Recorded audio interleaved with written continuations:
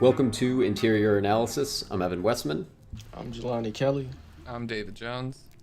and today we're talking about Casino Royale in preparation for the new Bond movie, No Time to Die. So, first things first, You Know My Name by Chris Cornell. Best Bond song ever. Fight me on that.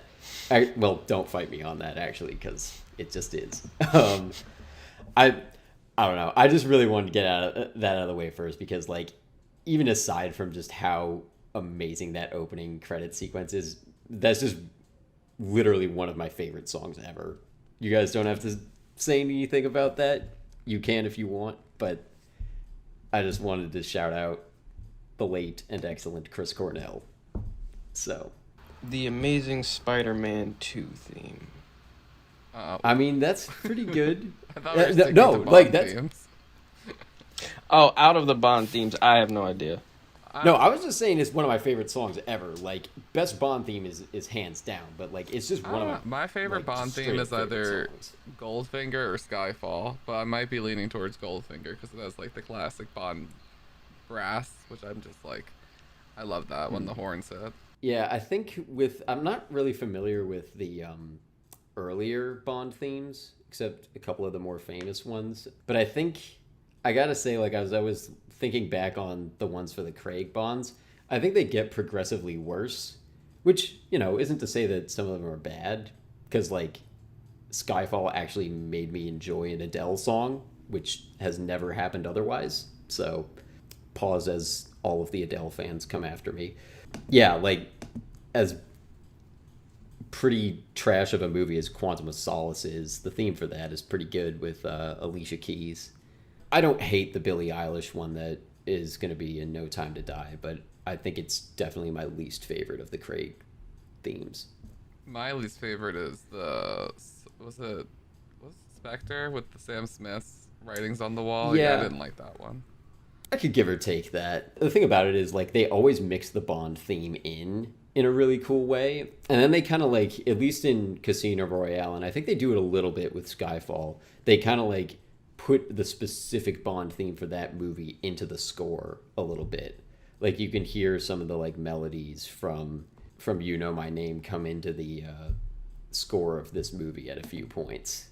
So to start off, because I think we're all coming at this from very different levels of Bond knowledge, what Bonds have you seen, and where-ish does Royale rank with that? David, I want to start with you on that. So my Bond journey started as a young child with Pierce Brosnan at the time because he was the most like recent one, and they were okay. I didn't really know what was going on. I was just a kid, and like they were like action-packed films. And then I went to this movie, and this was the movie that made me go back and watch the old school Bonds just because it was not as just, I don't know, the Pierce Brosnan Bonds are weird. I don't want to say they're campy because I don't want to give them that high of a award because I don't think it's like intentional. It's just really awkward, and I think I don't know, it was a weird time.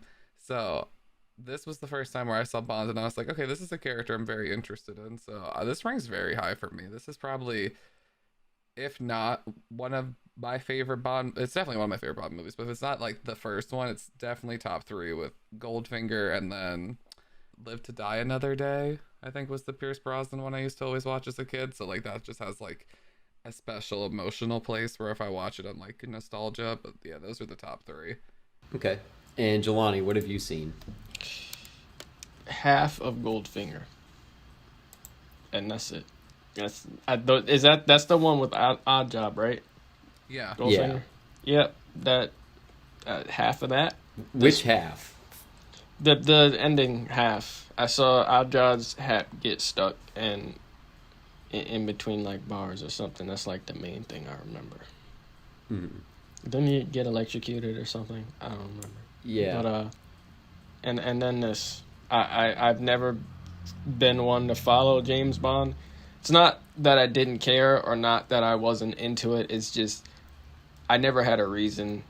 Like I never had anybody to introduce me to it. Goldfinger just happened to be on TV one day, and my dad just had it on, so I just sat down and watched the back half of it. Yeah, I'm the least experienced with James Bond out of the three of us. I think it's good that Goldfinger is the one that you saw, because that's kind of thought of, I think, sometimes as like the quintessential Bond movie. Like, I think that might be the first time he gets a shaken martini in any of the movies, and it might be his first Aston Martin as well. Okay. Although Odd Job's hat is definitely the best thing about that movie, I think. Yeah, Odd Job in general is really iconic. Like, Mhm.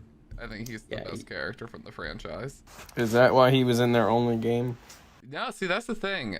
I kind of forgot to mention this, but yeah, I used to play a lot of James Bond games as a kid. They used to like make them so much on GameCube. They were like the little kid shooters if you couldn't play COD. Like your parents would let you play James Bond games. There's more than Gold. I thought GoldenEye was the only one. Oh in yeah, existence. I had at least 4 or 5. They would come out like every year, and it was the same type of formula with the same characters, but the graphics got a little better and the mechanics. Okay. Of the Bonds I've seen, this is, I'm going to say, tied for my favorite with Skyfall. I think Royale is definitely a better story, but I think I enjoy watching Skyfall more. They do the action a little better, and it just looks really cool. It would be fair to say this is my favorite Bond. The other ones I've seen all the Craigs, so the other two being Quantum of Solace and Spectre. And Spectre and Skyfall, I saw both of those in theaters. Skyfall was my first one, and I didn't even know who Bond was before that. And then I think I saw Royale like maybe 6 months later.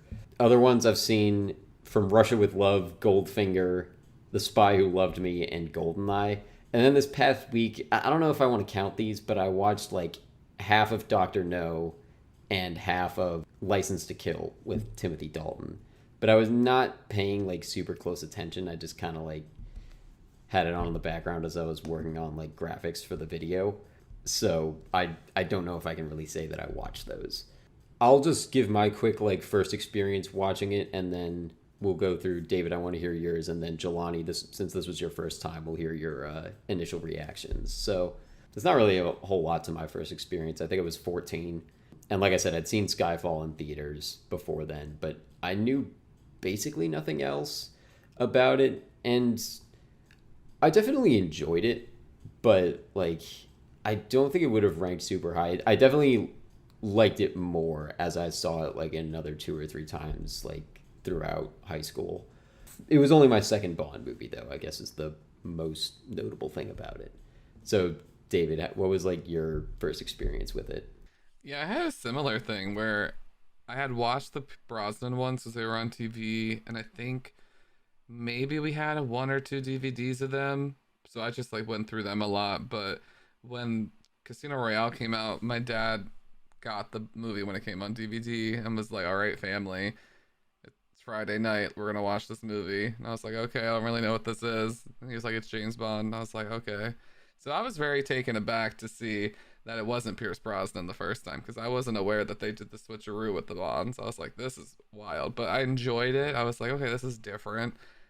And yeah, I was into the action parts. I wasn't following the more highbrow. I wasn't getting, why is this part in black and white? I wasn't following the character arcs. I was just kind of like, okay, these action sequences are cool. So anytime at the casino where there's those like close-up shots of the eyes as they intensely stare, I was very bored at as a kid. I was like, what is happening? And then they would have like the characters kind of on the side explain it to you, and I was like, okay, this is what's happening, but can I see Bond fight? And then they got me back at the stair sequence fight that like is infamous from this movie. As a kid, I was like, this is fun now. That's all I really needed was the action. How old were you when you first saw it? When did it come out? 2008? 06. I think late 06. Okay, so I would have been 7 to 8, depending on when my dad got the DVD. Okay. So it was one of that's the pretty first young to follow action this. action movies that like I really saw, because my parents weren't big action people, so it was like this, and then I think this sent them into the Jason Bourne movies, and then we watched those too. Okay, so Jelani, this was your first time with it. Did you know anything about it going in? Like, I know you said you'd only seen Goldfinger. Did you know anything else about Bond? Like, even just like the generic shaken not stirred kind of deal? I know that. I know he has a lot of gadgets. I know he objectifies a lot of women. And that's it. I know about some of the Bond tropes. But going into this, I had no idea what to expect. So Okay. I think I got more of my Bond knowledge as a kid from Austin Powers than I got from actually James Bond. I was like, okay, so this is who this guy is, got it. And then when I saw the James Bond movies, I was like, interesting. And it made the Austin Power movies funnier to me. Yeah. Well, on that note, Jelani, you also have Kingsman for that. oh, But I don't know. I don't know which. I haven't really seen Austin Powers. I know bits of it, but I think Austin Powers is definitely more specifically a Bond parody than Oh, yeah. Kingsman is. Because I know one is literally just titled The Spy Who Shagged Me. So they're just right on Right. the nose with it. And then Goldmember is Oh, like yeah. a play on Goldfinger. So, yeah, let's go to your initial reactions, Jelani. I didn't write down my like a list of what was going on this time. I just had an overarching thing. The action was it felt it kind of was born before or after this. It was after this, wasn't it? I think it was It was before. both. The first one was before, right? Yeah, I think Identity and Supremacy came before, and then Ultimatum was the year after. Okay, because there's a lot of cuts and Mhm. and shakiness in the action. I don't really care for that anymore because we see that literally in every action movie now. Yeah. Well, Um, definitely do not watch Quantum of Solace because that is like the absolute worst of shaky cam actions. Like, oh boy. I was rewatching like clips from it. There's this part where like I think Bond's like running up the stairs and like the bad guy's running up the stairs. And then in the next shot, the bad guy's on like the top floor and Bond's suddenly on the roof.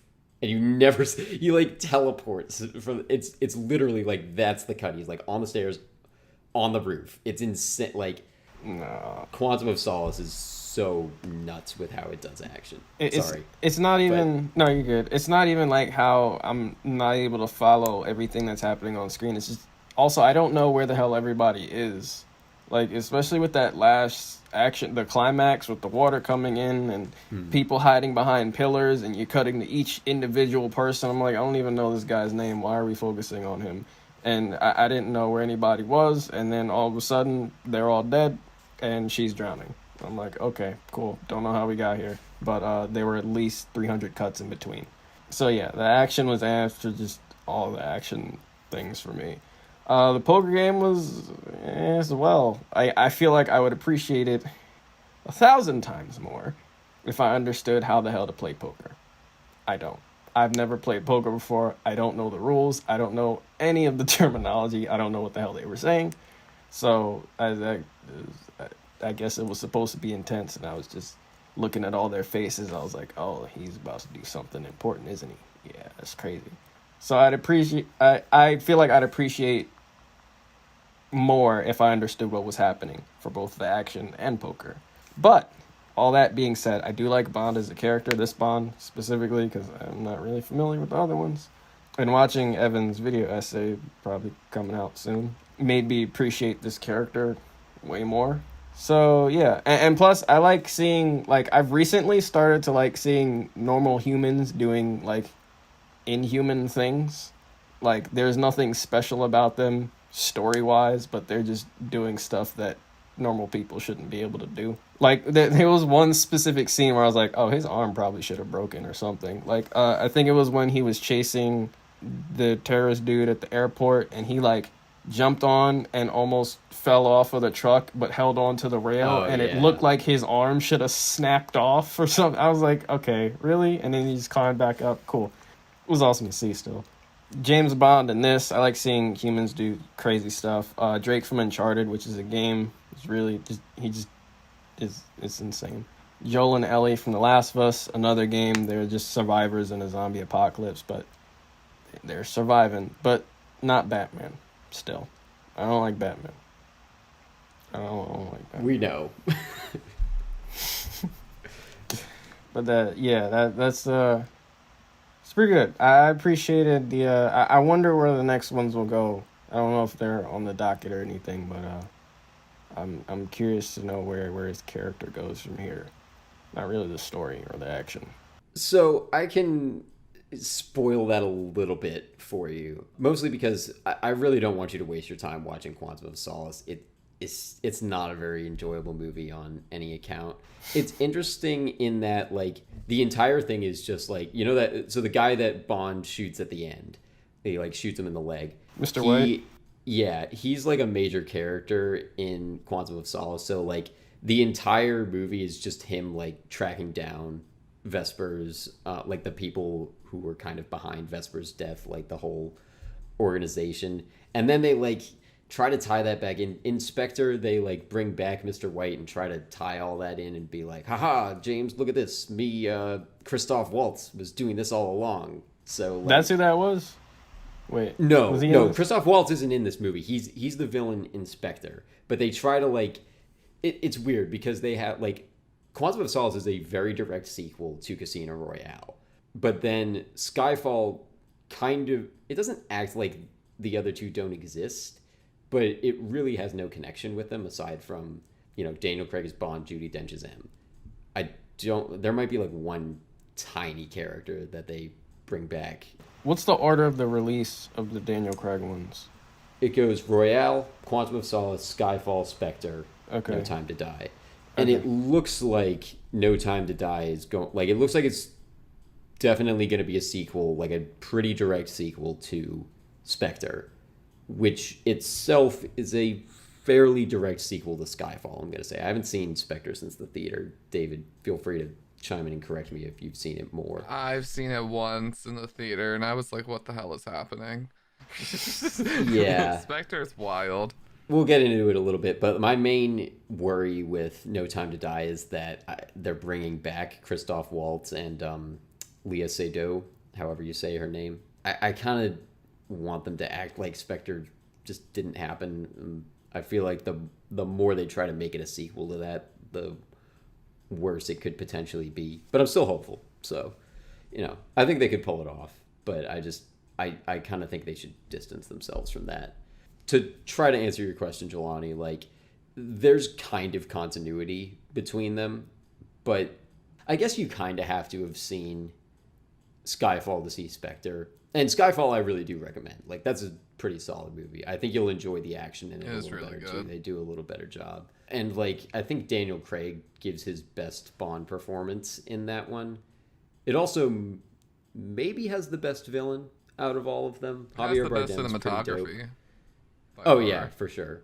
I also just have nostalgia for Skyfall because like it came out in November. I saw it in theaters, and I feel like just Bond wearing like those overcoats and like turtlenecks. I'm just like, whew, this is such a fall movie. It's like such a vibe, and it's all cold and misty and like England landscapes. It looks. I just love the look of.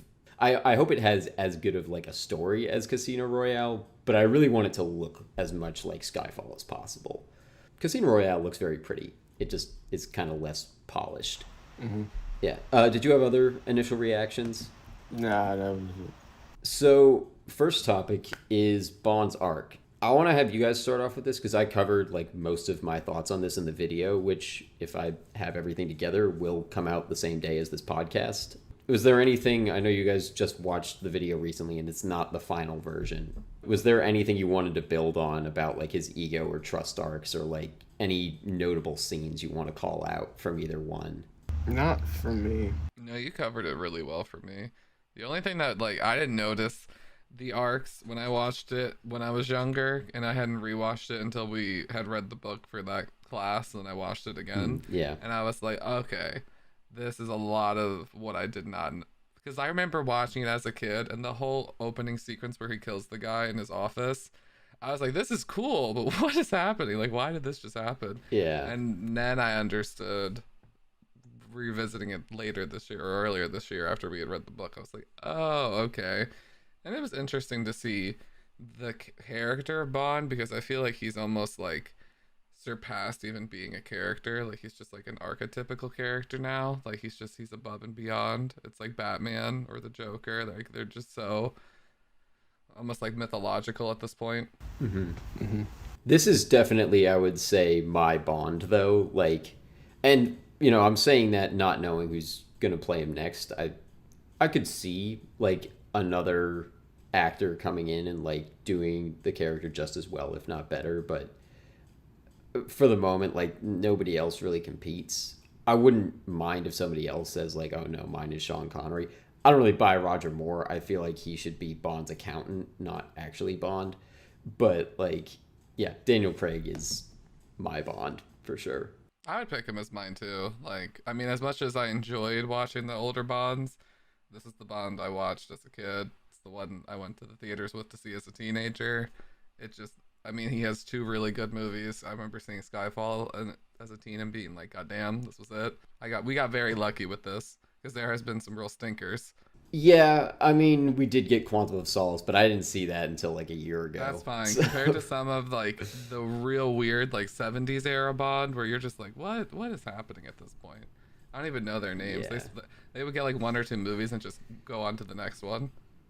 Yeah, they put them out fast. I think there's like 10 Roger Moores. There's a ton of them. I haven't seen most of them, but I had a weird kick in high school where I watched like all of the trailers for the old Bond movies. I don't really remember why, but I watched all of them many times. I just love the like old trailer vibes. Like the announcer guys, their voices are so fun. And also they had like the goofiest taglines for all of them because it was like they didn't know how to do trailers back then. So in terms of like just the idea of like a complex arc, there were a couple things that I didn't quite touch on in the video. Like I think just like the graph that I made for it, like I didn't really like call it out, but I think that just looks very different for each character.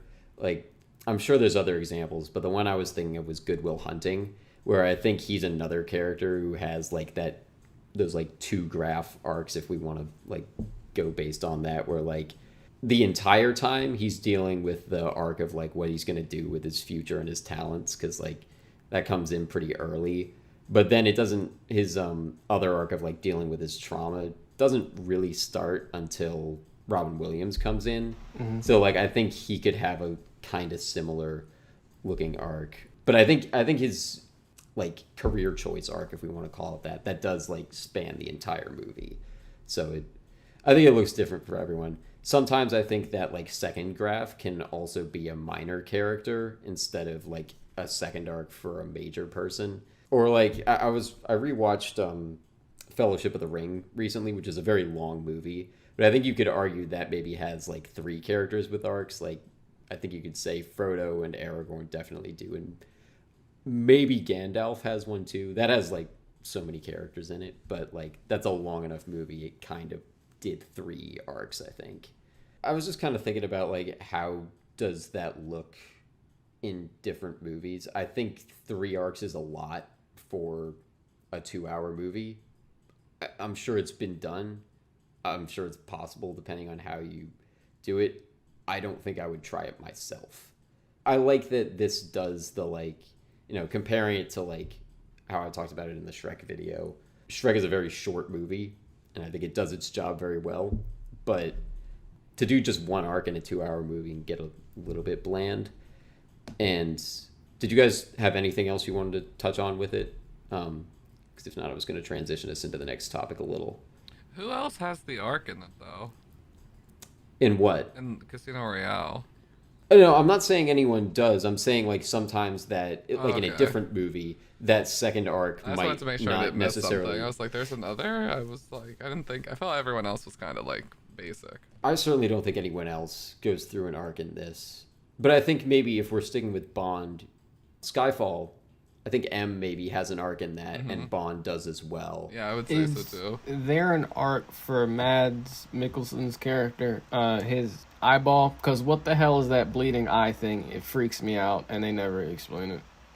Or maybe I wasn't paying attention. Isn't when he's bluffing he bleeds? Is- It's his tell. Was that it? Is It that only from the happens book or is that twice from in the the movie, and I don't remember them explaining it. Yeah, I don't know. I think it is. I've always been confused though if that's his tell or if his like cool coin flip thing that he does is his tell. I really want to do that coin flip thing, but I haven't like practiced it enough. But I think sometimes like they come up at the same time, and I know at least a couple times that I've watched it, I'm like, that's the tell, right? When he does the coin flip thing. Maybe But then that's there's how he lost the crying eye, blood. Evan. Be careful. You don't want to just- get the corner. Political. Yeah, we should be careful with that. Yeah, I think just like I guess again talking about Good Will Hunting, Sean in that movie, Robin Williams' character, definitely has a small arc of his own. Like, I think Will definitely has a complex, like, double arc. But So does that count as 3 arcs, or are you saying 3 arcs for one character is a lot? How many arcs are in Spider-Man 3? You got Venom, I was you got thinking of how to bring that in, Hobgoblin. David. I was thinking about how to bring that in. no, well, I think that might be an example. I mean, that movie's an example too much of a lot of things. But I think maybe character arcs is one of them. Because, yeah, you could say Harry has an arc, Peter has an arc, Mary Jane probably, Sandman, Sandman has the biggest arc. Yeah. and maybe even Venom as well. It's like a tragic arc. Yeah. I don't know who else, like Harry's butler.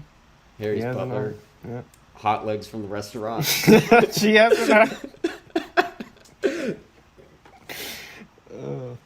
Oh, Gwen? No, probably not. I don't think Gwen does. But still, what was that we listed, like 6 characters Too many. that potentially have arcs? Too many.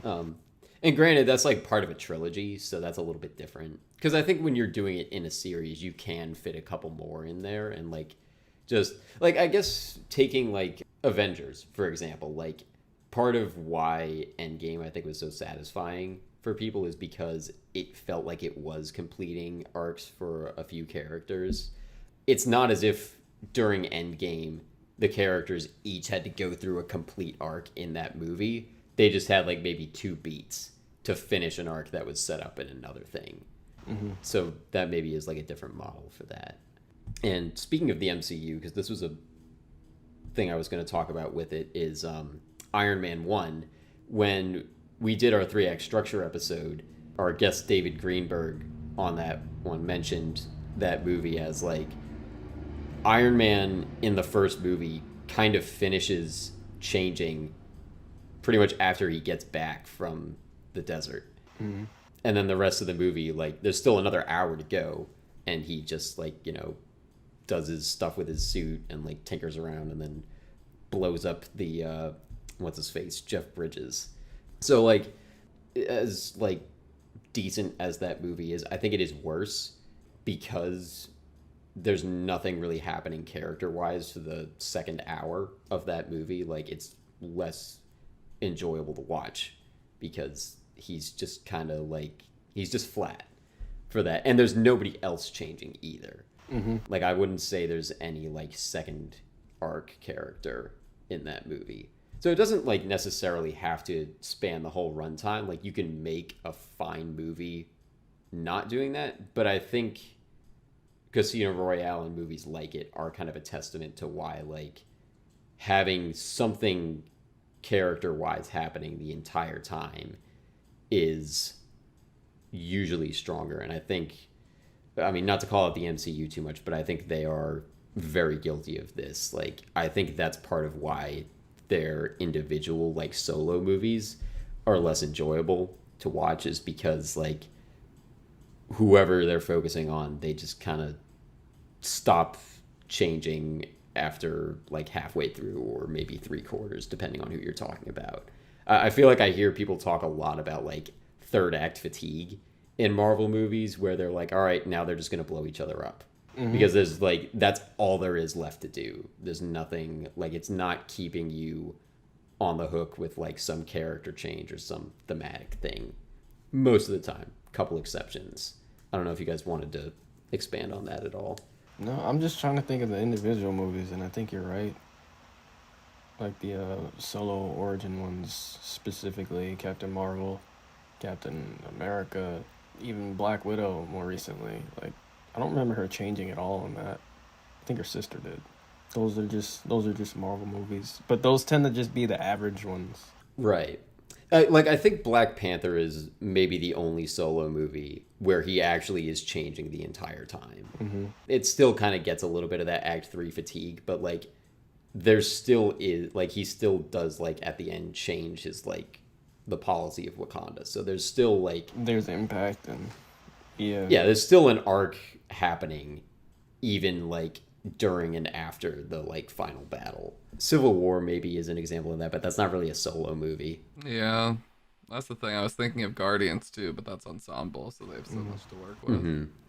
Yeah, I think the thing I enjoyed the most about, even though like some of the action that Jelani pointed out is like a bit, you like when he runs through the wall and stuff, you're like, all right, come on, this is a bit Yeah. much. But it's, I don't know, at least it reveals the character. Like a lot of the action is character revealing, and I get exactly who this James Bond is, which is fine because there were other James Bond movies where like the Aston Martin would just unlock pistols and shoot them, and they would just drive away. So at least I got something more. I feel Oh like yeah, from this wait. There one. was in the beginning. There was something really stupid. I mean, he ended up killing the guy anyway. But when he was driving the Yeah, bulldozer and hit the and yeah, he takes the bulldozer because he can't like catch knocked the him. pipes at him, like those could have crushed him.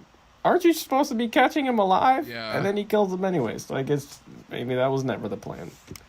I think it's always the plan. He's still like, I mean, he gets reamed by him afterward for it. So I think if he died that way, Yeah. I don't know, because like you could say that like hitting him with the pipes that might not kill him, and also it would be inadvertent. The way he kills him is like he's shooting to kill, so like that's like a major screw up. Yeah, I think the action does a good job of like being character revealing, and there is that little bit that they have. I didn't include this as like part of his arc because I don't think there's enough of it or any kind of change with it. But he does kind of talk to Vesper those couple of times where she's like, "Does it bother you killing them?" And you kind of are supposed to, I think, assume that yeah, it does bother him. But they kind of include that in the action scenes where like it's really hard for him to kill the henchman, like that stairwell fight. I think there's only like 3 henchmen that he fights in that scene, and they're all really hard to kill. It's only 2. Oh, is it? Yeah, maybe. Yeah. Yeah, I think you're right. I think it is only 2. 2 and then 1 Yeah. machete. And I don't think he shoots either of them. Like I think he knocks one down the stairs No. and then he chokes out the other one. Like it's really hard kills. Even in that opening scene with Dryden, when he's talking about the guy that he kills in the bathroom, he's like, he kind of made you feel it, didn't he? And like you're kind of, I think, supposed to assume from that scene that like even though he's like down to kill these people and he's like okay with that being his job, it may not necessarily sit well with him. So it just kind of adds another little layer to like who this character is, I think. Building off the structure of it, this was something that I kind of noticed the first time I saw it. So I didn't know 3-act structure the first time I saw this movie, but I remember being kind of intrigued by the fact that like after they kill the chief and like complete the mission, I was like, this is going really well right now. That's kind of weird. Like I didn't know 3-act structure back then, like I said, but I was like, this doesn't feel right. And then of course that sets up the like tragic ending with Vesper dying. David, I know this was much longer ago for you, so maybe you don't remember, but definitely for Jelani, like how did that hit for you when the mission was over, but we still have like a half hour left in the movie?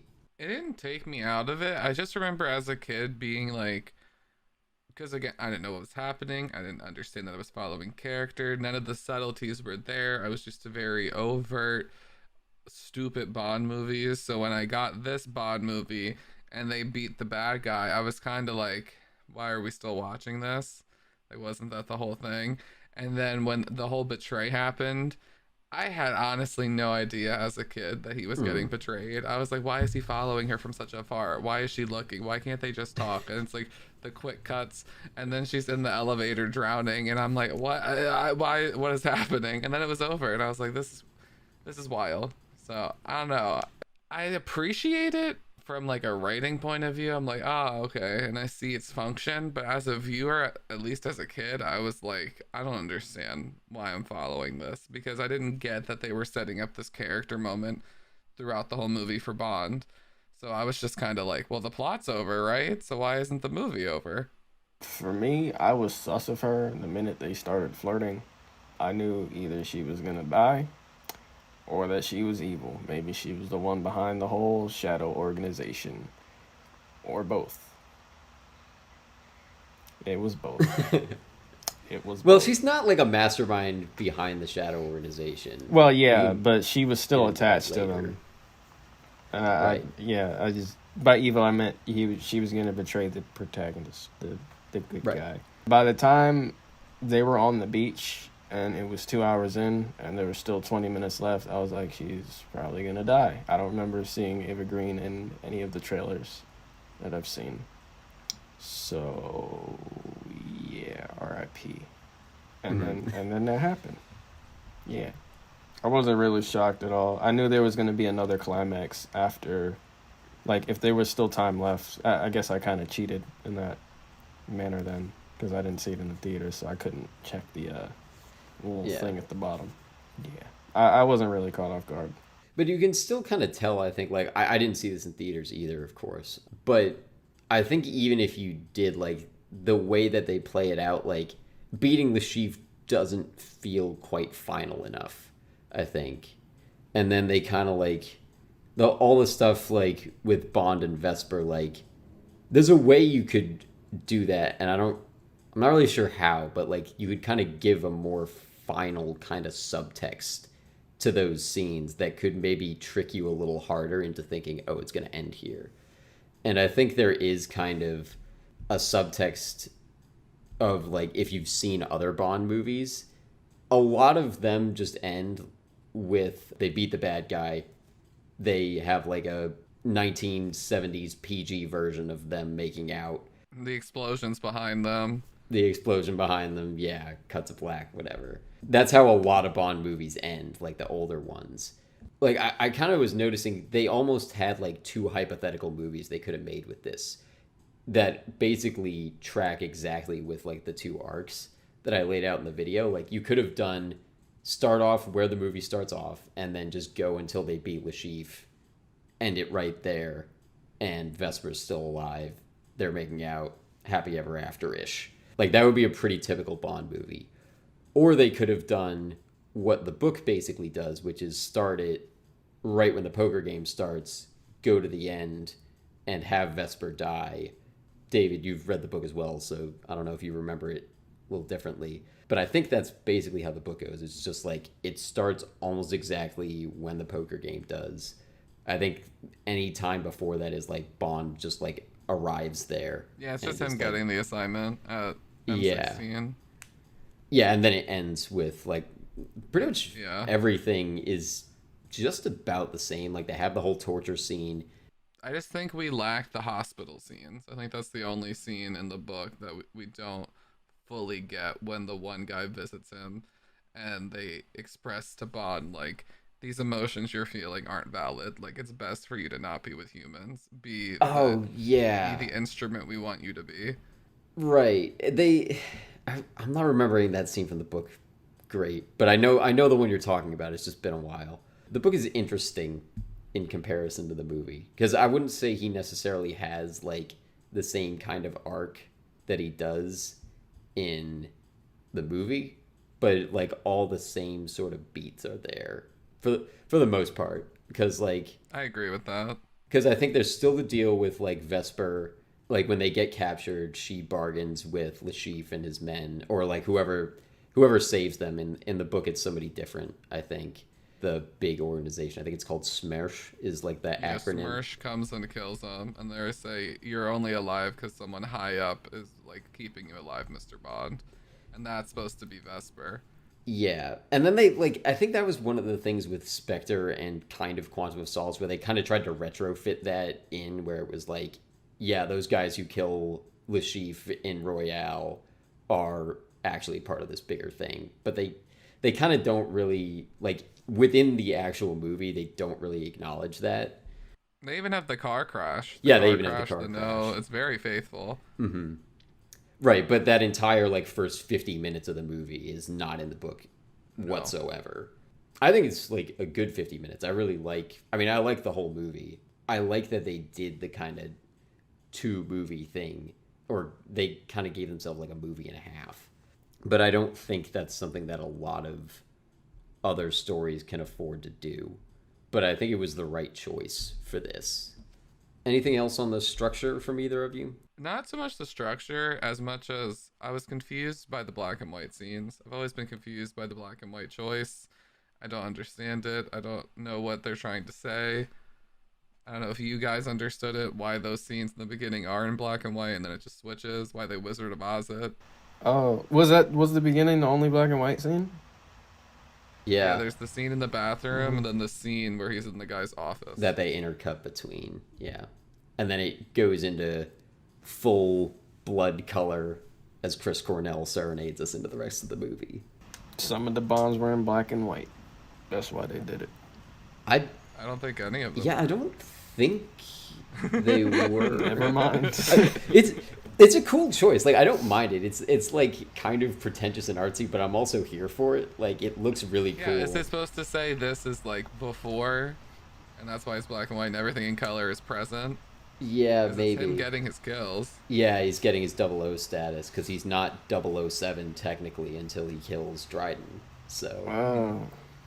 So Yeah. Yep, that's what it was. Like I all along, I said that. mhm. I got it. It still looks really cool though.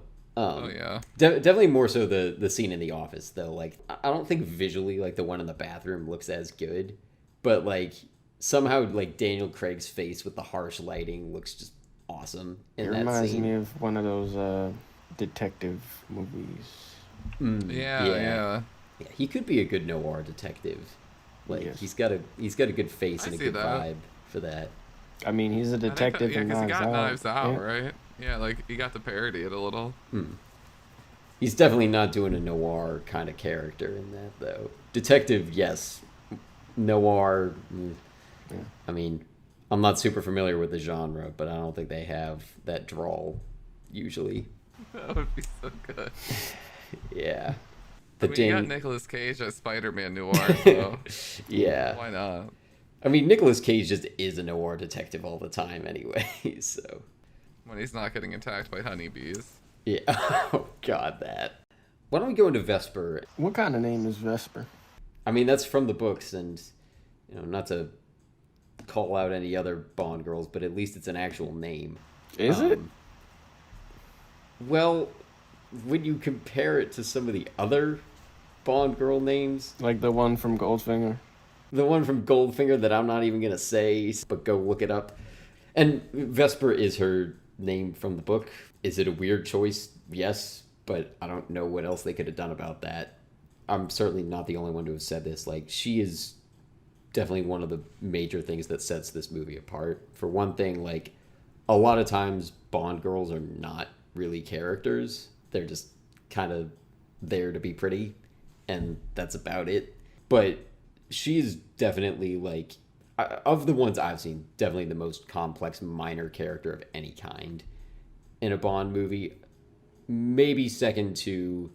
Actually, no, I'm going to say not second to Judi Dench's M in Skyfall. Although that's comparable for sure. Starting off, like, her intro scene maybe is one of the best in the movie. The one where Possibly they're the best. figuring each other out? Yeah, on the train. Was it a train or plane? Oh my god. It was train. Okay. It's just such a great, like, I almost want to call it like a power scaling moment where it's like she and Bond are like intellectually equal to each other, but there's also like a lot of like I don't know, I don't want to say tension between them, but like clearly they have very different worldviews and they're approaching this mission very differently, where like I think it's definitely more of a job for her, and for him it's like he's kind of approaching it kind of like it's fun. And again, like I talked about in the video, like it's very much like a personal deal for him where he's like very invested in winning just for himself outside of anything he's being assigned. Yeah, that intro scene, also the dialogue in that is just very good. I don't really have much for her. I don't have much for her or Jeffrey Wright in this specific movie. Just, I feel like a lot of their character is wasted in crucial scenes being exposition almost for the audience for them to get what's happening. She's like, ooh, what's happening? And they're like, well, this is what's happening with this hand. And then hopefully if this hand happens, then the chief will get this hand and that'll be this hand and Bond needs to get that. And she's like, oh, okay. So I didn't really enjoy that. I enjoyed some of the moments when she challenges him, like when she talks about his ego and it's the same ego that isn't allowing him to accept it now. But yeah, I don't know. As a kid, she didn't evoke that much emotion from me either. It was just, I don't know. The Bond girl that I remember the most is Halle Berry. I feel like she's a plot device with character. Because That's fair. by the end, he like with the arc thing you pointed out, he's at the trust no one point, and I feel like that was mainly what she was for because she, from his lips, stripped him of his armor, and he trusted her close to wholeheartedly, and then nope, can't trust her either. So now he doesn't trust anybody.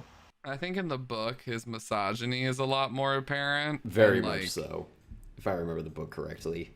Yeah, like anytime Vesper like suggests anything, he's like, "Ha ha ha, you're a stupid woman, am I right?" And she's just like, "Oh, I am a stupid woman. You are right." Oh my god. And he's like, "Ha ha ha, you could never be playing me." And she's like, "You're right, because I too am a dumb woman." And it's just like that the whole time. So when the reveal comes, it's like, okay, Bond has been played this whole time, but he doesn't come off super misogynistic to me. Like he has some moments where In the movie, you mean? yeah, in the movie, Yeah. like Daniel Craig's portrayal doesn't come off that way. Like anything that could be read that way, I read more just as his general ego. I don't read it specifically as misogyny. The way in the book, it's like, okay, this guy is just a douche. Yeah. Yeah, the the misogyny in the books at like in present context is pretty laughable, but like I'm not familiar with any of the other books, but I know for like some of the older movies, like you can say whatever you like about where Bond is at now and whether you think it's progressive, but at the very least it's much better than it used to be. Doesn't necessarily mean it's good now, but like I've actually like read a couple papers about this. I did a paper about a year ago where I did some research into like just theorists talking about Bond and like culture. There was one paper in particular that kind of tracked like I think it was mostly how like the inclusion of gay soldiers in the military was accepted and like tracking that with the Bond movies of the time that like certain like the don't ask don't tell thing was passed. I don't think it was necessarily saying that they had an effect on each other, but just that like they kind of evolve together in a way. And like it kind of mentions some stuff about like, you know, how does Bond treat his female coworkers in like the Connery age versus the Brosnan age. And I think it dipped a little bit into the Craig age, but it was written in like, I don't know, maybe 2011 or something. So only a couple of them had come out at that point. Definitely, like, I think Bond and Vesper in this, I think they see each other as equals pretty much in like a professional sense for sure. Like there doesn't feel like there is a power struggle between them. So I don't know if he like fully respects her judgment, but he's also not challenging it.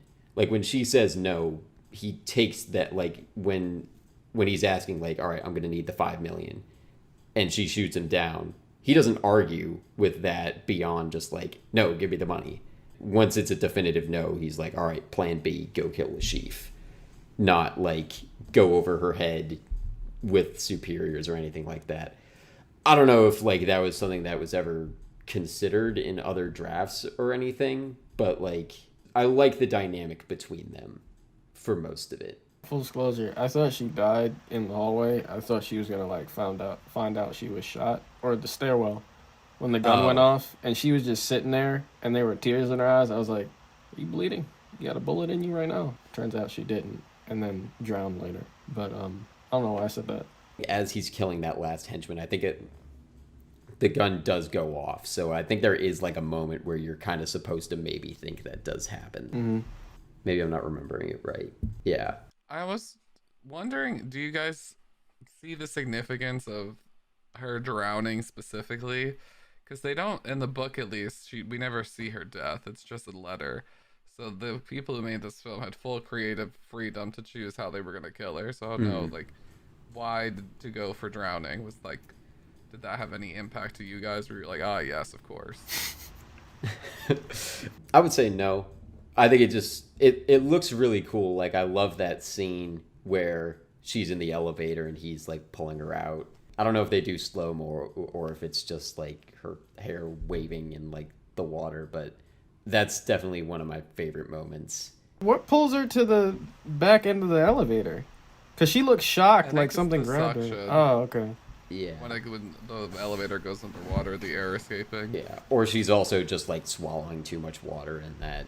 I But she mean, does get pulled back. Like she's yeah. fully. It's like She looked like it sucks her back. she was ready to die, though. But then she looked shocked that she's dying. She's like, oh no, I'm about to drown, even though I lost my only opportunity to escape drowning. Well, okay, so Jelani, did you pick up on like the whole mechanic of like why she gives the money and everything? Because I know it took me like several viewings to figure that out.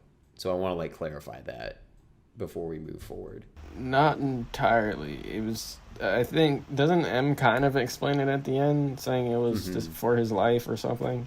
It's kind of complicated. So I may not be totally correct with this, but I think it's like she had a boyfriend before who was like being controlled by, like, he got captured by this other organization. And I think the end of Quantum of Solace is Bond finds him and he has like the same necklace that she does. And it turns out he actually kind of screwed Vesper over in like, that was kind of how that all came to be. But basically, like, she bargained with the people who rescue them from Lashif to say, like, I'll give you the money in exchange for letting that other guy go free. But M kind of explains to Bond, like, she probably also bargained for your life too. They would have just killed you in that basement. And then she gets the money from him. I think they try to tie it up neatly with the line from her where she's like, maybe Vesper expected she would live, but she probably knew that they wouldn't let her go. That's the explanation they give. I hope I got all the details right. Somebody comment corrections if there are any. So, did she want to kill herself at the end? Or was the suction not supposed to happen and she would have swam to him as he was reaching for her? Because it looked like, didn't she like take the lock out or something so he couldn't get in the elevator? Yeah, because so the way I read that is she knows that even if she survives drowning right now, they're going to find her and kill her anyway at some point. That's how I read that. Okay. David, did you have any like other reading of that? Not really. That was always a point of confusion for me when I was a kid, and I think this viewing, I still just am kind of like, maybe she figures to, even if he tries to save her, they don't have enough time to get out. They'll both die, so at least she's saving him. The water is the metaphor because she's drowning in debt. Oh, see? Yeah. I do see that. We did it. We did it. Symbolism, guys. Or like, do they just put it into water because that's like a character changing moment for Bond, so he comes out of the water changed? Is it Like that a obvious? baptism. I think you could of definitely, death. yeah, it could be both drowning in debt and baptism. We did it. We cracked this movie wide open. Wide open. Daniel Craig's performance in that scene, though, I think really sells it. As he's taking her out and then doing the CPR, like, that's a really solid performance moment. He looks insane when he's reaching in the cage. Like, he cracks it open and he gets his arm through and he's grabbing for her. His just face looks... He's probably also running out of air by that point, but... Yeah. Well, I think talking about his performance, like, he's so... Like, for a character who's supposed to, like, his hallmark is that he's cool, Daniel Craig is very, like, selfless, I guess, with his performance and how much emotion and, like, not chillness he betrays sometimes. Where, like, when he's in a dangerous situation, like, he looks scared a lot of times. Yeah. I feel like there's some Bond movies where, like, Roger Moore walks in and is, like, totally calm as he punches out the henchman or whatever. Like, Daniel Craig never looks like he's expecting to just breeze through any of his fights. He's like, I barely survived this. And he might have, like, a quip or a one-liner when he gets out of it, but during it, he's like, oh my god, this is life or death. Except during that torture scene, or towards the end half of it. Oh, that, yeah. I don't know any human that would have told him to scratch the itch. Like, who does that? See, that's Bond though. Like, he can't lose. His ego won't let him. Like, if he shows the sheaf it's painful, he's given up. It's the same thing when he chases the guy down. Like, he can't give him up to those people. Like win on his own terms and lose to them. Right. He jumps off a crane onto another crane, and then off that crane on like He's very reckless. he doesn't exactly have self-preservation instincts that are super strong. But that's one of my favorite things about this portrayal of Bond, like just besides the characteristic changes that they made with like blonde hair, blue eyes and everything, he's such just like he's new, he's rough, he's blunt, and like even M calls him a blunt instrument, and he's a bulldozer, whether he's driving it or he's going through a wall himself. Like he doesn't need gadgets, he just needs sheer force. And that's something that's very interesting. But because of his like newness to the force, you see it. You see his weariness, and he doesn't even get the iconic outfit until like halfway through the movie. Like I think it's very intentional that you're supposed to see this as like kind of a rough around the edges Bond that hasn't found his suaveness yet. I do appreciate that more because I know gadgets were a huge part of the older ones, right? Where they did a whole gadget. What's the like an action sequence of them gearing up? Where he would be like, these are all your gadgets in the first and they act. explain all of them. And this is a pen that turns into a sword, and this is a laser pointer that shoots plasma beams. And I appreciated the lack of that, or less of that in this one. This just made it feel that much more, I guess, intense and down to earth. Yeah, and it makes him just so much more physical, like, and resourceful too. Like one of my favorite moments in like I don't want to say character revealing moments, but just like thinking on his feet moments is in that climax when they're in the renovated house. He like grabs up the nail gun and starts like using it. Like I just can't imagine some of the older Bonds doing that, just being like, all right, nail gun, screw it, and then like just like the blunt again, there's another one, another accidental pun. But yeah, like he's so brutal with how he fights. It's like he may have a gun sometimes, he may have some kind of weapon that he's using, but half the time it's like one that he's just grabbing from the environment. He's relying on himself for all of this. Like, not to say he never gets lucky, but none of his like victories in fights ever feel cheap. That has an effect for sure. Some of those kills were brutal for PG-13. I looked up the rate. PG-13, didn't know that. Like the nail gun through the sunglass, that like Venom was less violent than that. Like I don't. That was cool though. And then the headshot to old dude, that's awesome. Yeah, it's definitely like a much more like, I don't want to say bloody because there's not like a ton of blood, but there's definitely some. Yeah, because you have that scene where you actually see like the toll it's taking on him, and he's like having to deal with his body and all the wounds, and he's like chugging alcohol.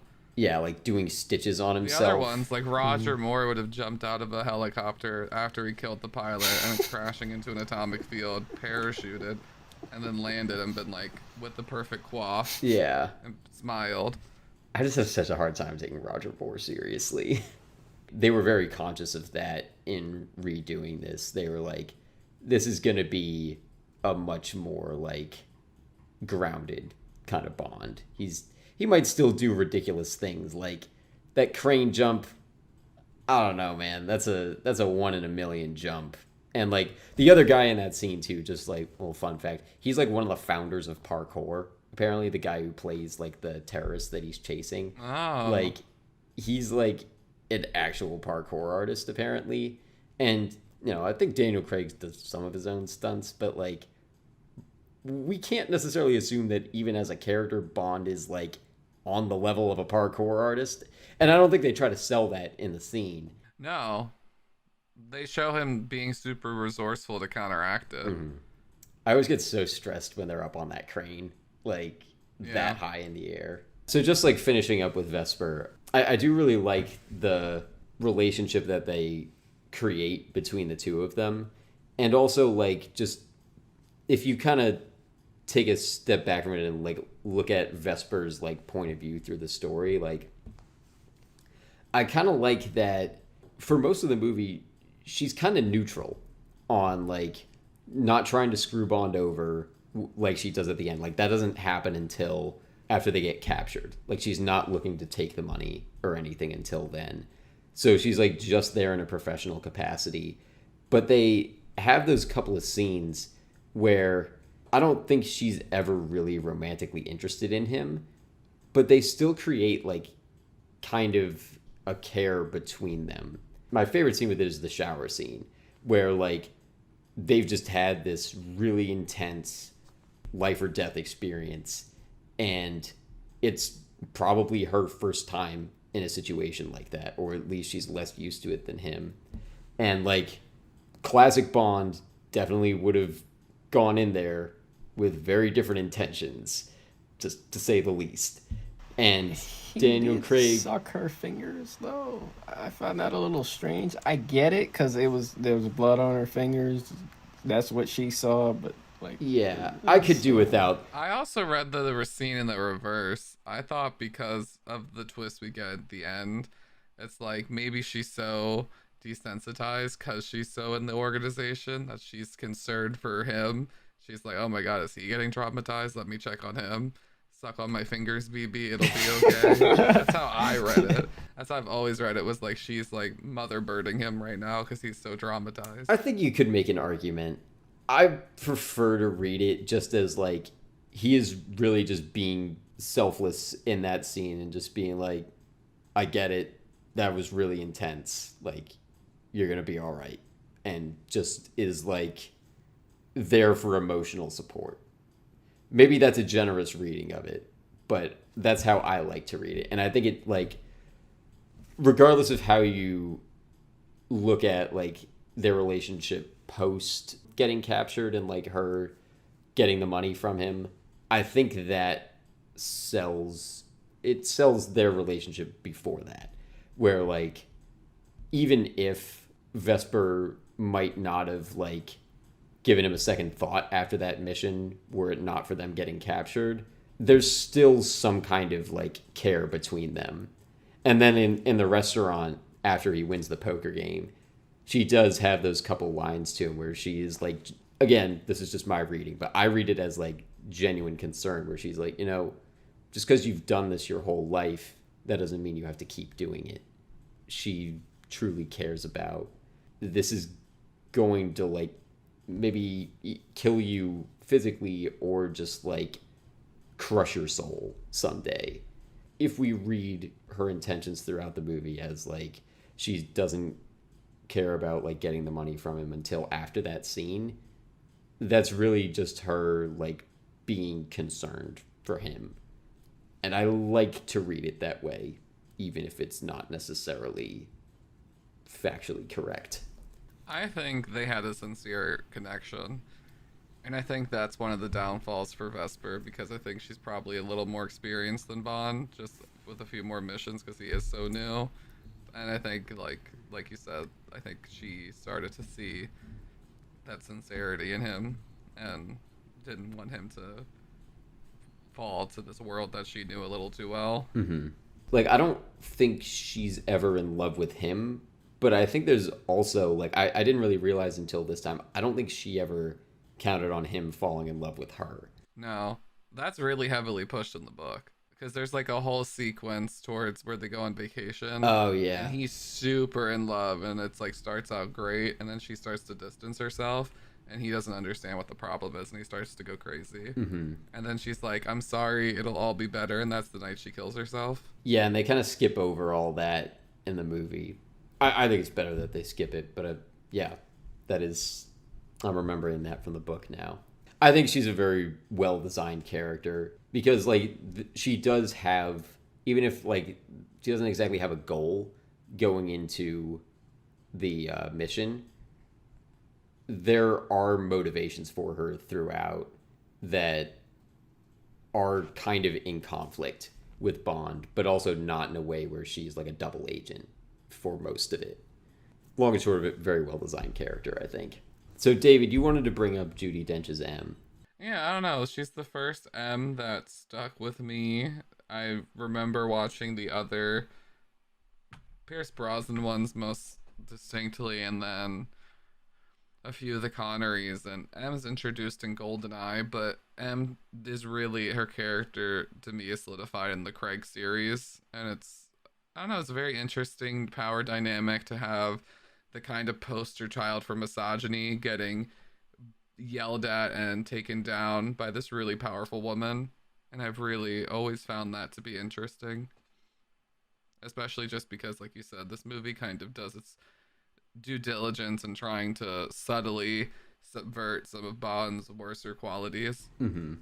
Yeah, I think in this, like, I'm not really familiar with her role in the Brosnan Bonds. Like I said, I've seen GoldenEye. Yeah, she's only in that one, but she doesn't have the same kind of like gravitas the way she carries herself in the Craig series. Yeah, but I think they do a good job of like establishing their relationship in just the first scene with the two of them, especially like comparing to just like the archetype of like a boss character. She could just be kind of a nuisance where it's like, do your job better, Bond. Don't be stupid. Go off and do this other mission. But there are like a couple times, first in that scene between them in her apartment or her office, I think, where she chews him out very hard, but is also trying to like build him up as a better agent and being like, you are better than this. Not just like, you screwed up. It's like, I expect better from you. It's like almost parental.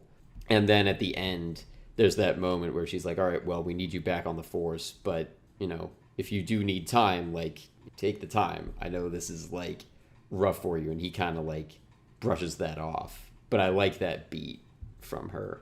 And they do more with it in Skyfall, of course. But I think in the couple of scenes in this movie, like, he definitely like gives her a lot of cheek with, like, as she says, with like just hacking into her computer very casually. At a couple points. Like, I don't know, like, is that common for Bond to do that with M? Like, I feel like in other stuff he definitely like defies M's orders once or twice in a similar way, but I'm also like not super familiar. He does. Bond's always had that kind of rebellious streak, but I think you're on to like why this iteration was so special is because as disconnected as some of the movies may be, where some of them may be more connected, the consistency of Bond and M is throughout them, and like their growth kind of comes together. You start to see, because in this one she's kind of just like, not that Bond's expendable, but she's very like, this agent, why do we have to have this one? Like, if we could have just had any other bloody 00 that could have just listened to the rules. And by Skyfall, it's like actually her child, and they're so close, and they have this really nice rapport. So it's, I don't know, it's something you don't get at all in the other ones. Even if Bond does do some cheeky things to M, it's always just comedic. It's never character based. Yeah. I think they even have a couple moments of it in Quantum. I don't remember that movie great, but I think at the end, after he like, it's kind of implied that either he kills Vesper's boyfriend or like there's some other MI6 dudes who come in and do it, and she kind of is like, "You good now? Like, are we done with this?" And he's like, "Yeah." And there's kind of like, I think they kind of make it so that him tracking down Vesper's boyfriend and like all his associates are like, that's like somehow serving MI6 or something, but they still kind of have that, I don't know about parent-child. I think they definitely build this M up as more than just his boss who cracks down when he screws up. Does M stand for mom? Do we ever figure out what M stands for? I think we know, because it's like a real position, but I don't know what it stands for. I don't either. I know Q stands for quartermaster. And then they have a Andrew Scott come in and Spectre as C, but I forget what that stands for. Oh, it stands for missions. That's why they're the head of missions. Oh, okay. That's boring. That is kind of boring. Especially like the way she shoots him down. I don't want more silver than I'll have you killed. Like, yeah. Missions doesn't feel like it has that kind of gravity. It's gotta be like macadamia nut or something.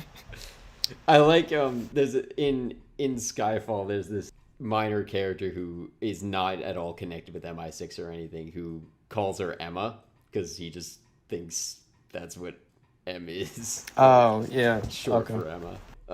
I've always thought that was kind of fun. Yeah. Did we have more on M? I mean, she's just my favorite M. I'm sure I would agree if I'd seen other ones, because I haven't heard of any other M that's as iconic. Although I do like Ralph Fiennes That's why as like over the Judi Dench replacement. though. Not over Judi Dench, but I do like him as M. Like, he's not as iconic, but I mean, Ralph Fiennes is just good in almost anything that he's in. So It'd be funny if they gave him like the Voldemort prosthesis, but they pretended like it wasn't there. Like they just talked to him normally. yeah, it's kind of fun. Like I haven't seen him in too many other things, but there are one or two times I think in Skyfall and Spectre where he gets a hint of like the Voldemort rasp. It's kind of fun. There's a moment like that for Tom Hardy in Inception where he dips into the Bane voice for like a second. Does he do the same voice for Hades that he does for Voldemort? Yes, I think he. I love that because it's like they just took the B-roll of him playing Voldemort and we're like, oh hey, we're doing this Clash of the Titans movie. Who do we get? I don't know. Freaking who's the noseless dude? Yeah, all right. It's like, I mean, you could have asked somebody else. It's just, yeah, Oh yeah, this is literally just Voldemort. Wow. Yeah, pasty and everything. yeah, except with hair and a nose and not nearly as good. Well, I've never seen Harry Potter, so I can't attest to that. But yeah, Have you seen Clash of the Titans? both. I haven't. And seen the Clash old of the one. Titans. The old one. Wow, that's The something. top comment: Ralph Fiennes really nailed this role. Well, you can't trust that. It is a YouTube comment, so. Yeah. The old Okay, class. 1.2 thousand people agree. Oh, okay. Well, then I guess it must trust be. 1,000 people. That's not enough. Yeah. Get into the last two topics. How this deals with Bond traditions, and then bringing that into like where we think Bond's going to go from here. So I'm just going to run through these real quick. I really like the way they incorporate the like Bond traditions into this, and they kind of make them more than just like, oh, Easter egg, like Aston Martin, look at it. He wins the Aston Martin from Demetrios, the guy in the Bahamas. It's a victory for him. Same with like when he seduces the guy's wife. Like they could have had that just be the obligatory like two hot people getting busy with each other scene, but they end up turning that into a character choice where like she's very down to sleep with him, but then he like figures out, oh, they're gonna bomb this plane. All right, I gotta go stop the plane. So it's kind of just like an obligatory thing for him to go do the plot. But they also do set it up as this is a choice. It reveals character. So it's definitely a better way of including the like second obligatory Bond girl. My favorite one, I think, is the shaken martini. It's like right after he's lost the poker game and like lost all his money, he goes to the bar. Guy's like, all right, shaken or stirred, do I look like I give a damn? And like he's so feeling not himself that he can't even order his martini shaken. I really like the way they did that. And then of course at the end he doesn't do his classic intro until the very last line of the movie. I didn't he realize is that. now Bond. James Yeah, Bond. to me, this whole movie was like the James Bond origin story. Like, it's Bond earning his stripes, and it's like that's why when he says, "Do I look like I give a damn?" I'm like, does this Bond even know if you like shaken, not stirred yet? Like, this Bond might not even know. He might have years to learn. My personal favorite moment is the suit. It's so clean, it's so yeah. crisp, it's so classic. It's like right at the midpoint of the movie. It's perfectly timed, and it's nice. He does the little collar thing, and it's all you need. Is that the tailored? That's Yep. That's the There one are where dinner he's asking her jackets, if- and there are yeah. dinner jackets. This one is the latter. okay. Just like one thing I was comparing this to a little bit, and maybe I shouldn't because I didn't really watch the movie that closely, but I remember a couple of years ago, I was semi-watching Solo, the Han Solo movie with a friend, and we weren't like paying super close attention to it, but I remember, I forget which of us said it, but we were kind of like, this is just like Han Solo playing a Han Solo video game and collecting his items as he goes. Like, they're trophies that he's unlocking. It's like, oh, Like look, his last name.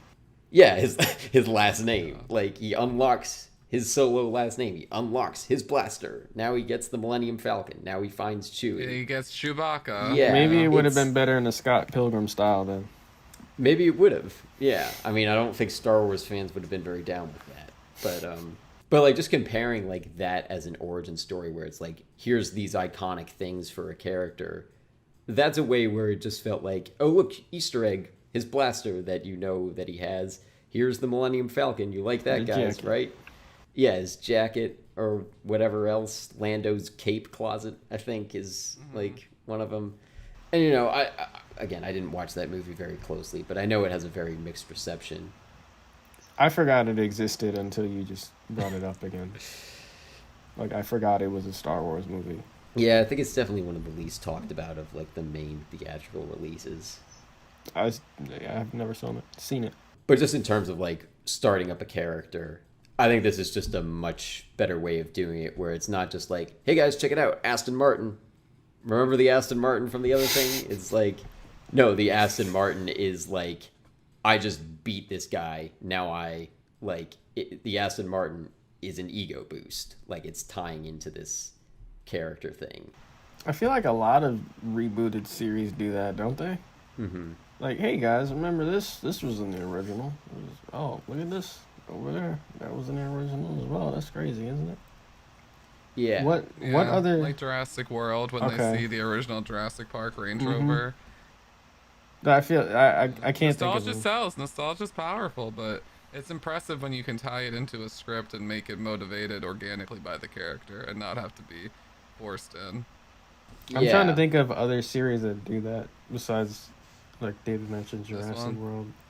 Well, no. I'm saying not story wise. I mean, I'm just Fantastic saying Beasts pointing with, like, out. Harry Potter. Okay. There's so many of those. Oh, yeah, things. that's a real egregious example of that. Okay. One that I do like is Batman Begins, though. Other people have compared this, but I also wrote a comparison article for Popcorn Talk about a year ago comparing Casino Royale and Batman Begins. And, like, it was kind of having them go head-to-head to see who won, and I had Royale win in my breakdown. But I think Batman Begins is another movie where it's like, okay, we have to explain who Batman is, and he kind of gets some of his, like... I don't think that one does it quite as well, but it does do a lot where it's like, okay, we understand why bats, and we understand, like, okay, why is he, like, choosing to dress up in this costume instead of just, like, you know, wearing body armor and, like, a parachute, and makes it, like, an actual bat suit. Like, they kind of go out of their way to explain that in a character sense. I think it's a little bit goofier than it ends up being with this Bond movie, but they at least try. I mean, there's no way you can't, like, make Batman not goofy, because the whole concept of a dude dressing up as a bat will never not be not goofy. Well, Chris Nolan tried his best to make it not goofy. Whether he succeeded is another question, but he took that very seriously. At the end of the day, he's still dressed up in a freaking bat costume, so... Yeah. But he's not wearing hockey pads. He's not wearing hockey pads. What? And it all comes in black. Is that a reference? I feel like Yes. I'm missing Yeah, something. it's the Dark Knight Oh. where he's like, "What's so different between you and me?" I'm not wearing There's like a hockey bunch of pads. fake Batmans, where like they have like guns and shit, and they're just like, "We're just like you, Batman." He's like, "Nah, man, no, you're not." Yeah. We really have to get you to watch all of those someday, Jelani, because, like, Yeah. I understand your hatred of Batman, but, like, by all accounts, those are the best Batman movies. So If not for anything, the villains. I like the villains more than him, so... He has the best villains. Second is Spider-Man, though. To me, Rogues Gallery-wise. All right, so final topic. Where do we think Bond's going to go from here? Expectations for No Time to Die, we can throw those in here. I've seen in the trailers we have Felix Leiter is coming back. He was in Quantum a little bit, but he hasn't been in the past two. So he's a And, CIA agent from the U.S.? Yeah, and he's in other Bond movies too, but the one played by Jeffrey Wright has only appeared in Royale and Quantum, and then he's going to be in No Time to Die. I'm a little concerned, like I said, with how they're maybe going to tie in stuff from Spectre. I'm excited for Ana de Armas and Lashana Lynch. They both look like they could be pretty cool characters. Less excited about Rami Malek. He might be a good Bond villain, but I kind of am not expecting that much from him. My biggest hope is that Bond will actually die in this movie. I think it's possible. I think they could pull a Logan, and like we know the franchise is going to continue, so I think they could do it safely and not endanger the brand. And like I would love it if they did, but also like I want them to do it right. So like if they kill him in a lame way, I'm not gonna like it. And if they don't kill him, but like it's still a good movie otherwise, I'll be satisfied as well. So, I probably should ask this at the beginning, but all of the Bond movies that have ever been made, with each Bond, it's a reboot, right? It's not a continuation like the last 007 died or something. No, it's just a reboot. Okay. Yeah, there's kind of like debates about it. Like people have theorized that like actually in like Bond canon, every Bond exists in the same universe, but it's like just a name that gets passed on to a different dude every few years. Mm-hmm. I think a big evidence for that, if you're into that theory, is the fact that Judi Dench has played M for 2 different Bonds. David, maybe you know better. Like, I think there's some continuity between like movies with the other actors, at least the ones that have done more than 2.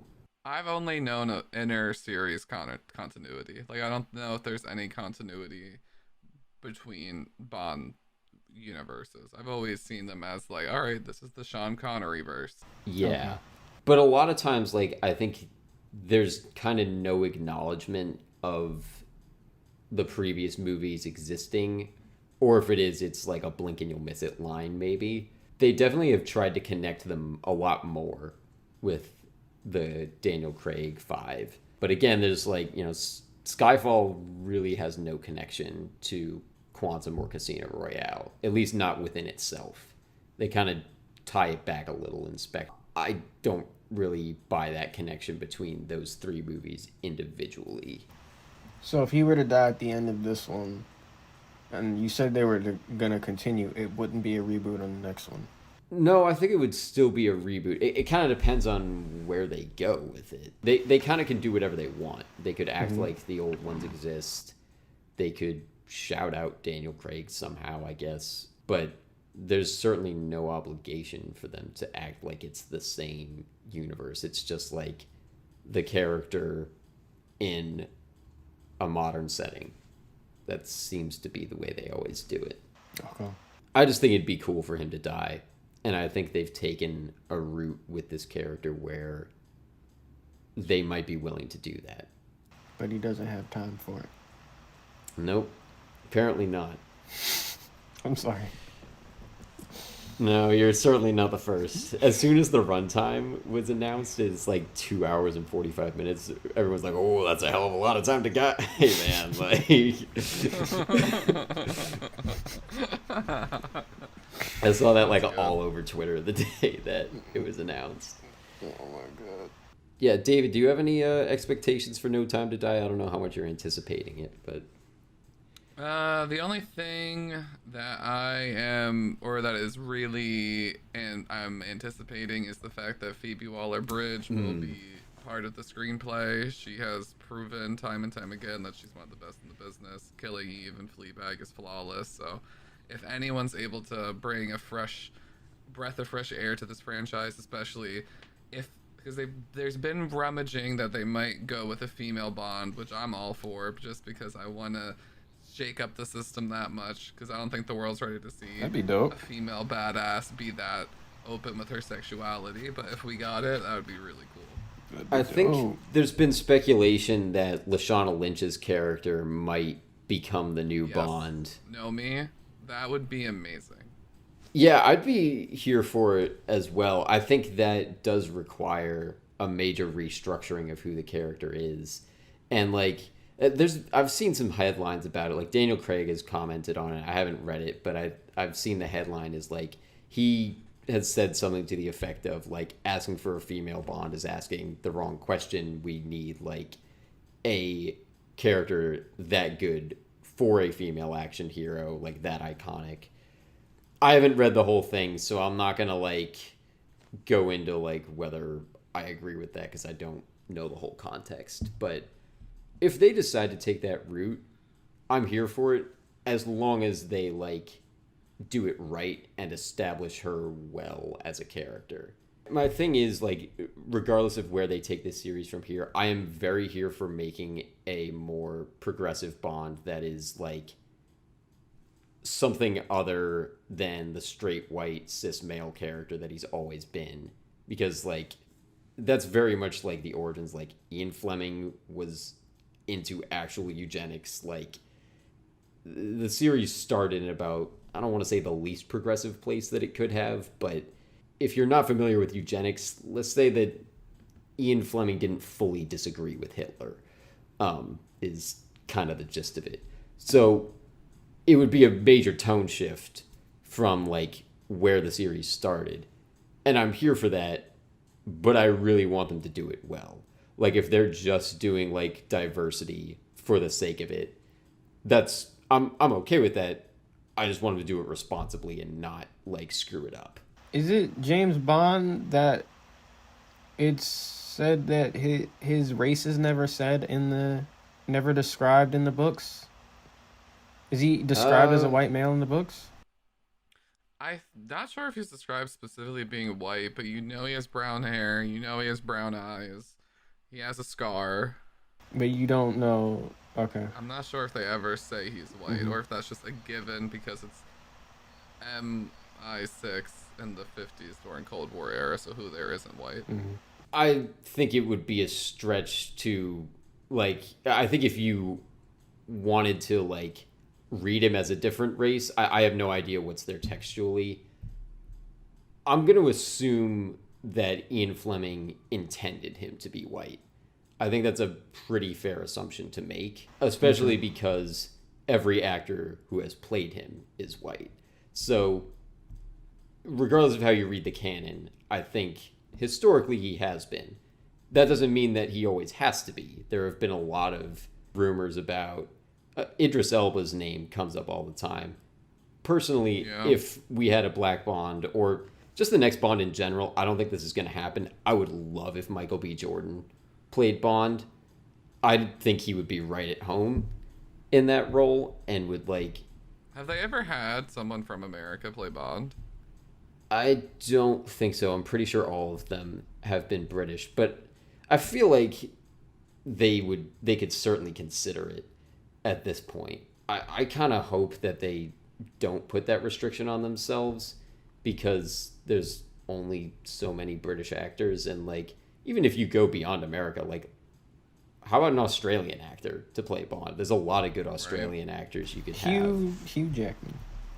Oh, no. I think Hugh Jackman's played too many other iconic characters. No, like... I'm kidding. Juan's just going to start singing. Oh, wow. Start calling people Bub. Yeah. Break out. You'd have to wear a top hat as a Bond to make the trifecta of Hugh Jackman top hat wearing characters. How many characters does... Okay, I know P.T. Greatest Barnum. Showman and The Prestige. There might be another one, but, you know, as a well-dressed person, you could add the top hat as Bond. Has Wolverine ever worn a top hat? I hope not. That sounds like a disturbing image. We've never seen him not wear one. That's all I'm saying. Yeah, we have seen him not wear one, like, all the time. It's true. Like, I mean, there's nothing saying he couldn't.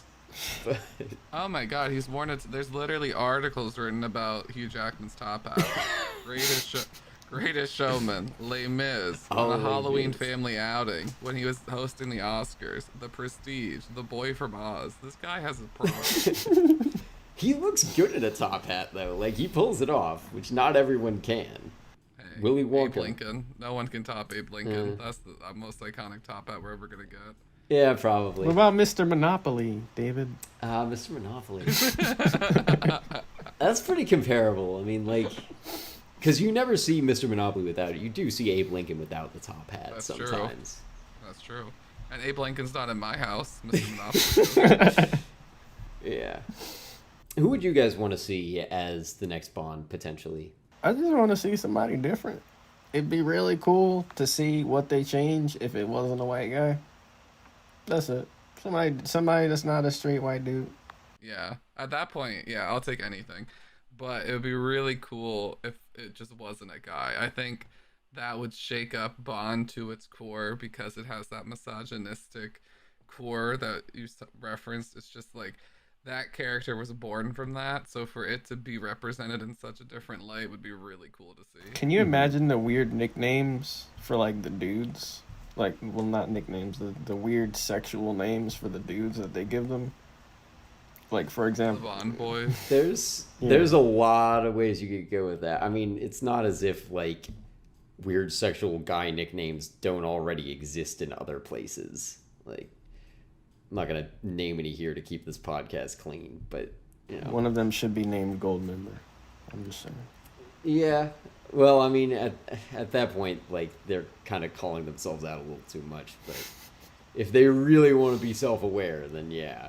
I don't know what they're most likely to do because I think it, especially like at this point, No Time to Die is going to be the first Bond movie to come out post Me Too movement, which I think is going to make it historic in some sense because Spectre was I didn't even think of 2015.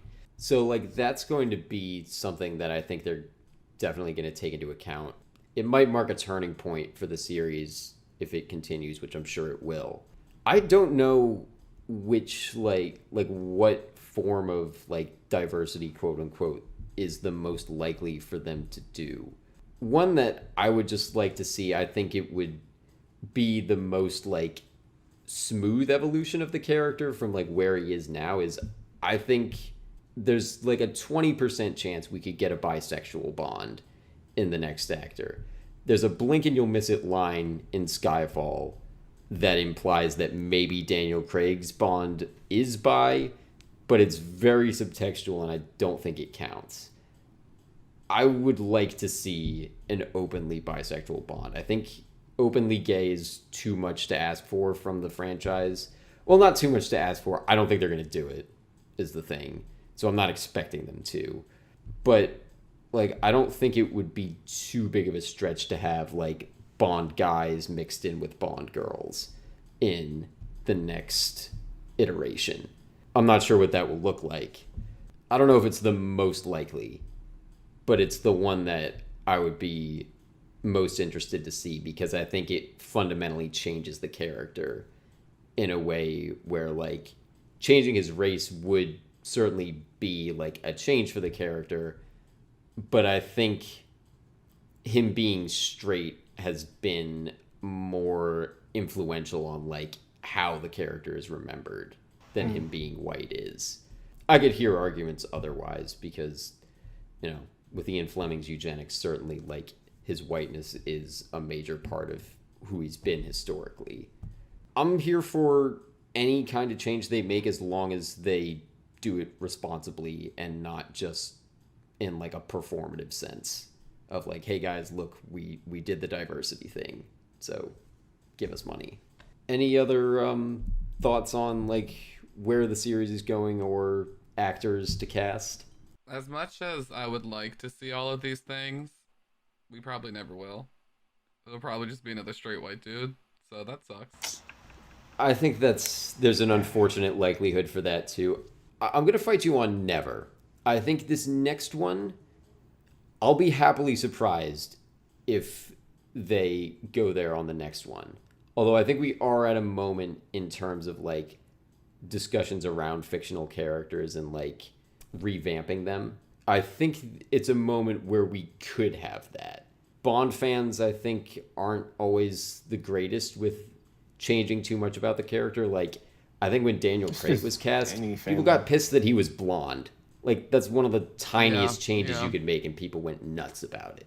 So that side of the fandom is most of why I'll be surprised if there is like that drastic of a change.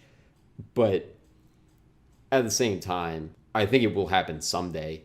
It might not be the next Bond, but maybe it could be the one after. If not, I think they'll come around to it eventually. It's just a question of when and how. What would female James Bond's name be? Jennifer Bond? I think they definitely keep Bond as the last name. Yeah, they have to keep Bond. See, I kind of think like there might be like what they maybe could do is have like two characters, like, or maybe it's like a spin-off, which kind of feels like a diss, I guess, if they make like the female Bond like a spin-off character. But I wonder if that's a route they could take where they keep it in the same universe but not necessarily suggest that it's the same character. Because that might be a route, like, because I think we have confirmation that Lashana Lynch's character is a 00.